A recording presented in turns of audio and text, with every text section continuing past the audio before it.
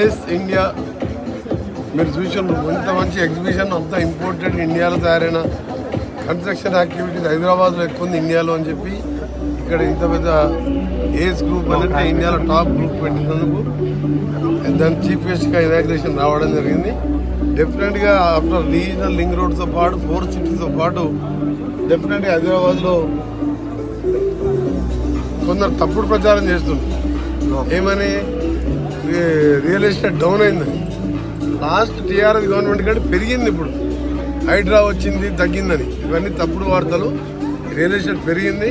ఇంకా 1 year 2 yearsలో మేము ఇది కంప్లీట్ చేసిన తర్వాత ఇంకా కూడా హైదరాబాద్ ప్రపంచ పట్టణంలో అందరూ కూడా మీరు దావోస్లో చూశారు 1,78,000 కోట్లు.